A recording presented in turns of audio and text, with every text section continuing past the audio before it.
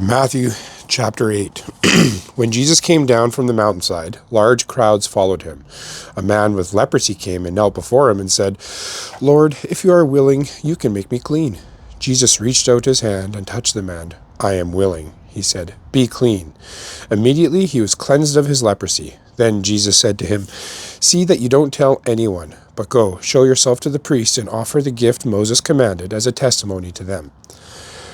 When Jesus had entered Capernaum, a centurion came to him asking for help. "Lord," he said, "my servant lies at home paralyzed, suffering terribly." Jesus said to him, "Shall I come and heal him?" The centurion replied, "Lord, I do not deserve to have you come under my roof, but just say the word, and my servant will be healed. For I myself am a man under authority with soldiers under me. I tell this one, 'Go,' and he goes, and that one, 'Come,' and he comes. I say to my servant, 'Do this,' and he does it." When Jesus heard this, he was amazed and said to those following him, "Truly I tell you, I have not found anyone in Israel with such great faith. I say to you that many will come from the east and the west and will take their places at the feet of Abraham, Isaac, and Jacob in the kingdom of heaven. But the subjects of the kingdom will be thrown outside into the darkness where there will be weeping and gnashing of teeth." Then Jesus said to the centurion, "Go, let it be done just as you believed it would," and his servant was healed at that moment. When Jesus came into Peter's house, he saw Peter's mother-in-law lying in bed with a fever. He touched her hand, and the fever left her, and she got up and began to wait on him. When evening came, many who were demon-possessed were brought to him, and he drove out the spirits with a word and healed all the sick. This was to fill what was spoken through the prophet Isaiah. "He took up our infirmities and bore our diseases." When Jesus saw the crowd around him, he gave orders to cross to the other side of the lake. Then a teacher of the law came to him and said, "Teacher, I will follow you wherever you go." Jesus replied, "Foxes have dens and birds have nests, but the Son of Man has no place to lay his head." Another disciple said to him, "Lord, first go to me and bury my father." But Jesus told him, "Follow me and let the dead bury their own dead." Then he got into the boat, and his disciples followed him. Suddenly a furious storm came up on the lake, so that the waves swept over the boat. But Jesus was sleeping. The disciples went and woke him, saying, "Lord, save us, we're going to drown." He replied, "You of little faith, why are you so afraid?" Then he got up and rebuked the winds and the waves, and it was completely calm. The men were amazed and asked, "What kind of man is this? Even the winds and the waves obey him."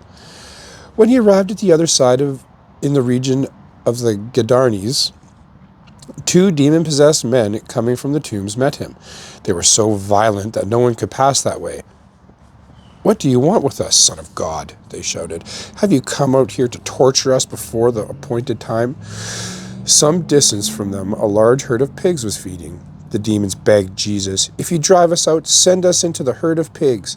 He said to them, "Go." So they came out and went into the pigs. And the whole herd rushed down the steep bank into the lake and died in the water. Those tending the pigs ran off, went into the town, and reported all this, including what had happened to the demon-possessed men. Then the whole town went out to meet Jesus, and when they saw him, they pleaded with him to leave their region. Jesus stepped into a boat, crossed over, and came to his own town. Some men brought to him a paralyzed man lying on a mat. When Jesus saw their faith, he said to the man, "Take heart, son, your sins are forgiven." At this, some of the teachers of the law said to themselves, "This fellow is blaspheming." Knowing their thoughts, Jesus said, "Why do you entertain evil thoughts in your hearts? Which is easier to say, 'Your sins are forgiven,' or to say, 'Get up and walk'? But I want you to know that the Son of Man has authority on earth to forgive sins." So he said to the paralyzed man, "Get up, take your mat, and go home." Then the man got up and went home. When the crowd saw this, they were filled with awe, and they praised God who had given such authority to man. As Jesus went on from there, he saw a man named Matthew sitting at the tax collector's booth. "Follow me," he told him, and Matthew got up and followed him. While Jesus was having dinner at Matthew's house, many tax collectors and sinners came and ate with him and his disciples. When the Pharisees saw this, they asked his disciples, "Why does your teacher eat with tax collectors and sinners?" On hearing this, Jesus said, "It is not the healthy who need a doctor, but the sick. But go and learn what this means. I desire mercy, not sacrifice, for I have not come to call the righteous, but sinners." Then John's disciples came and asked him, "How is it that we and the Pharisees fast often, but your disciples do not fast?" Jesus answered, "How can the guests of the bridegroom mourn while he is with them? Bridegroom, mourn while he is with them. The time will come when the bridegroom will be taken from them, then they will fast. No one sews a patch of unshrunk cloth on an old garment, for the patch will pull away from the garment, making the tear worse. Neither do people pour new wine into old wineskins. If they do, the skins will burst, the wine will run out, and the wineskins will be ruined. No, they pour new wine into new wineskins, and both are preserved." While he was saying this, a synagogue leader came and knelt before him and said, "My daughter has just died, but come and put your hand on her, and she will live." Jesus got up and went with him, and so did his disciples. Just then, a woman who had been subject to bleeding for 12 years came up behind him and touched the edge of his cloak. She said to herself, "If only I touch his cloak, I will be healed." Jesus turned and saw her. "Take heart, daughter," he said. "Your faith has healed you." And the woman was healed at that moment. When Jesus entered the synagogue leader's house and saw the noisy crowd and people playing pipes, he said, "Go away. The girl is not dead, but asleep." But they laughed at him. After the crowd had been put aside, he went in and took the girl by the hand, and she got up. News of this spread through all the region. As Jesus went, just be guys going in there to every house, touching the hands of every dead person, hoping that they wake up. Guess what? You're not Jesus, though. As Jesus went on from there, 2 blind men followed him, calling out, "Have mercy on us, Son of David." When he had gone indoors, the blind men came to him, and he asked them, "Do you believe that I am able to do this?" "Yes, Lord," they replied. Then he touched their eyes and said, "According to your faith, let it be done to you." And their sight was restored. Jesus warned them sternly, "See that no one knows about this." But when they went out and spread the news about him all over the region. While they were going out, a man who was demon-possessed and could not talk was brought to Jesus. And when the demon was driven out, the man who had been mute spoke. The crowd was amazed and said, "Nothing like this has ever been seen in Israel." But the Pharisees said, "It is by the prince of demons that he drives out demons." It is by the prince of demons that he drives out demons. Jesus went through all the towns and villages, teaching in their synagogues, proclaiming the good news of the kingdom, and healing every disease and sickness. When he saw the crowds, he had compassion on them, because they were harassed and helpless, like sheep without a shepherd. Then he said to his disciples, "The harvest is plentiful, but the workers are few. Ask the Lord of the harvest, therefore, to send out workers into his harvest."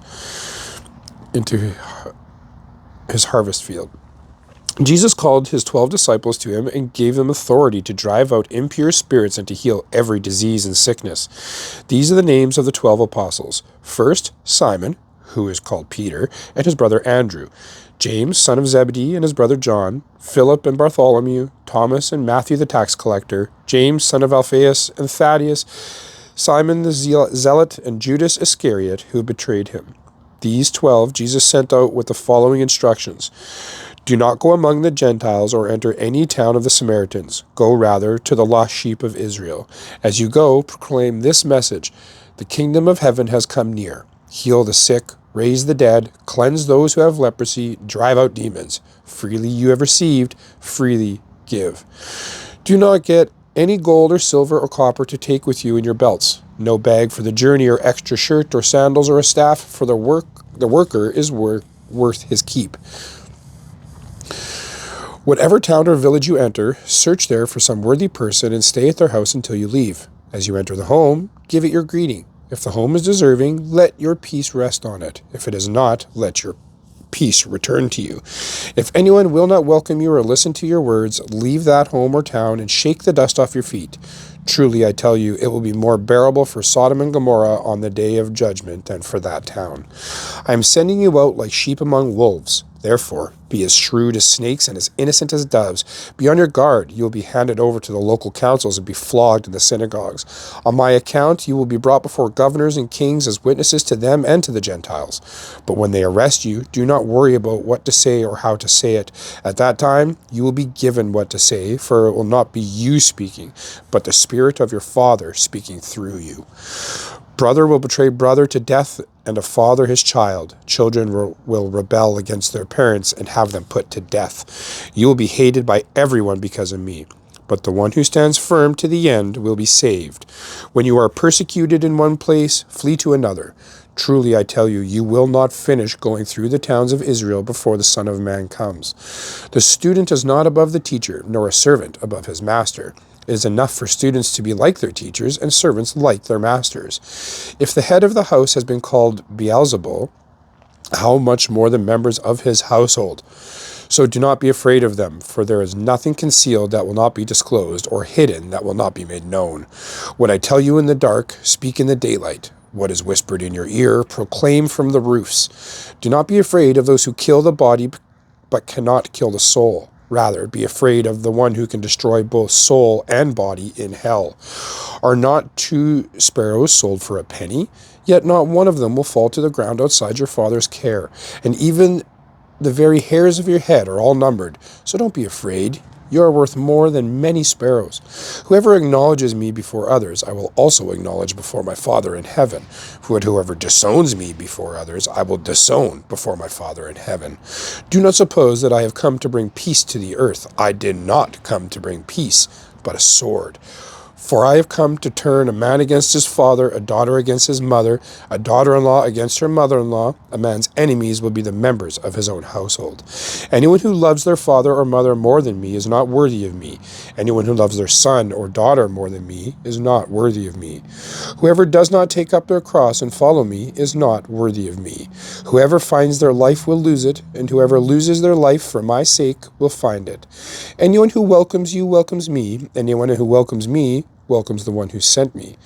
Whoever welcomes a prophet as a prophet will receive a prophet's reward, and whoever welcomes a righteous person as a righteous person will receive a righteous person's reward. And if anyone gives even a cup of cold water to one of these little ones who is my disciple, truly I tell you, that person will certainly not lose their reward.